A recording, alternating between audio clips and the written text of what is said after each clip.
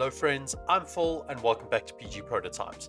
It's been a while since I posted a video due to my work commitments, so I just want to start by saying a huge thank you to all of you that chose to stay subscribed during my time off. In the last video, I tackled the main factory building and I introduced you to Cornelius McGilvery, the owner of the factory. In today's video, I'm going to complete the rest of the buildings that make up this industry, and I'm also going to try tackle the boundary walls. After I posted the last video, I got a really great comment from Andrew Stewart, who brought up a really good point about signage and suggested that the company name should be on the smokestack. And this is exactly where I got stuck in for today's video.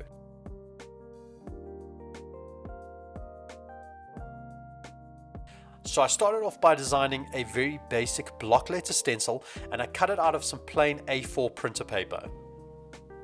I lightly tacked the stencil to the smokestack using a bit of masking tape, and I started dabbing on white acrylic paint to the bricks.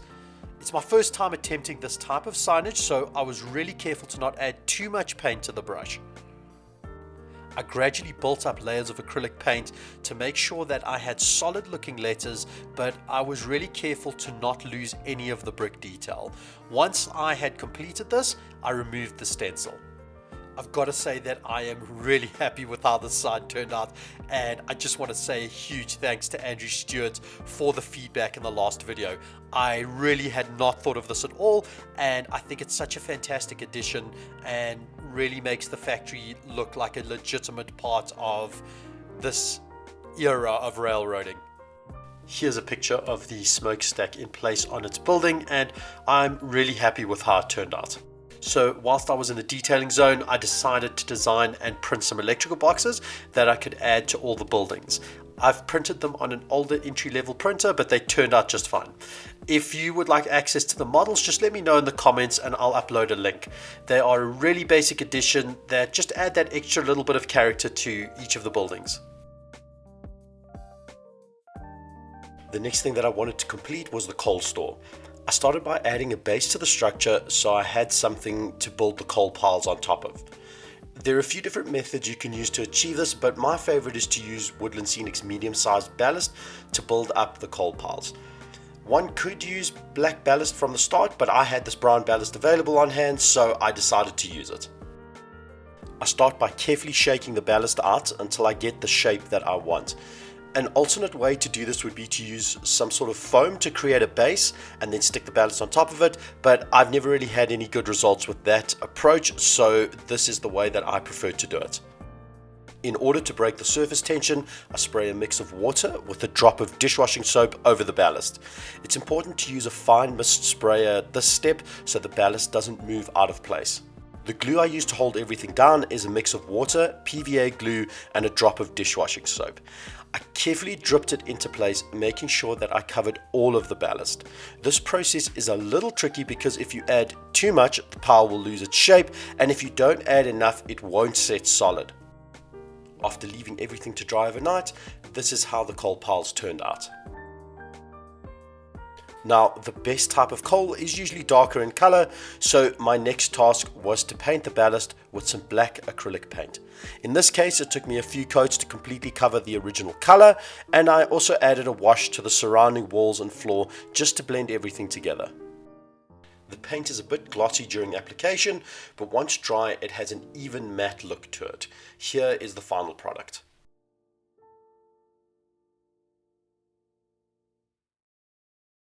As I'd mentioned in an earlier video, the first building that I had put on the layout as a reference was actually a building that I had made for my shelf layout.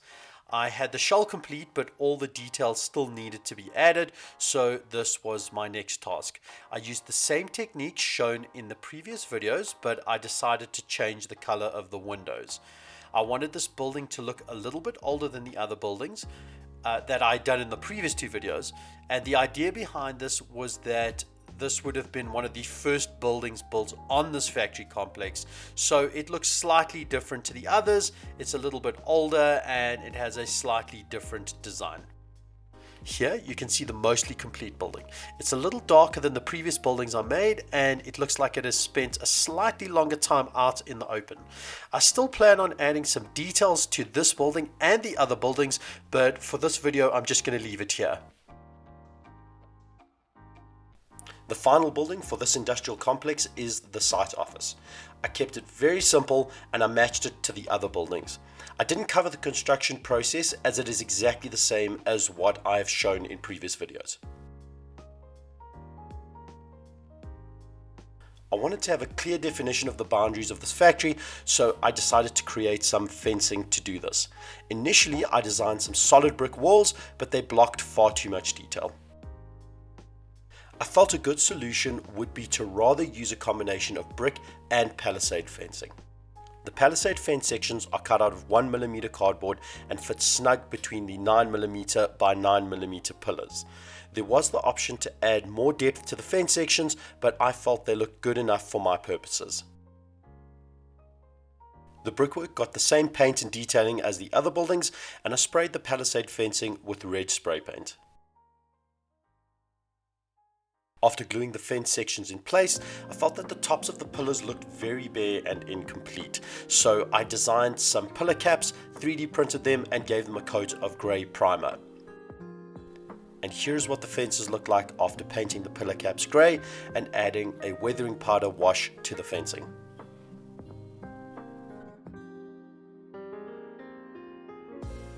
I wanted to add a detail to join the three production buildings together, so the last thing that I'm going to do for this video is add some piping detailing between the buildings. I had some 10mm PVC tubing lying around, and it turned out to be the right sort of look that I was going for this idea. I needed a way for the pipes to connect to the buildings, so I designed some end plates to fit snug on the ends of the pipes. I stuck everything together, gave them a spray of grey primer, and then added a weathering powder wash to make them look well used. Here is how they turned out.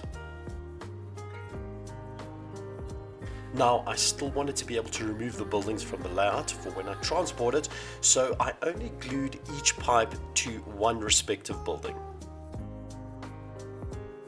With all of that done, let's see how it all fits together.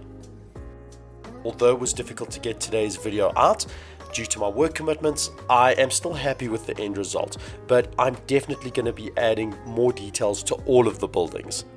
Building any layout has its difficulties at the best of times, but when one has very little free time available, it can really seem impossible. And over the years, I've spoken to many people in the hobby that land up mothballing layouts or not even starting, just keeping a collection in a cupboard due to lack of motivation after they realize the enormity of the task. A good way to combat this is to break down the overall task into lots of small tasks. Easy wins that you can complete in a short period of time. That by doing that, you build up enough motivation to take on the bigger tasks on a layout. As always, I'd like to say a huge thank you to all of you that have liked and subscribed. I really appreciate all of you. It makes a huge difference to me. If you haven't already, please like and subscribe if you enjoyed the content. Thanks for watching, and until next time, keep training.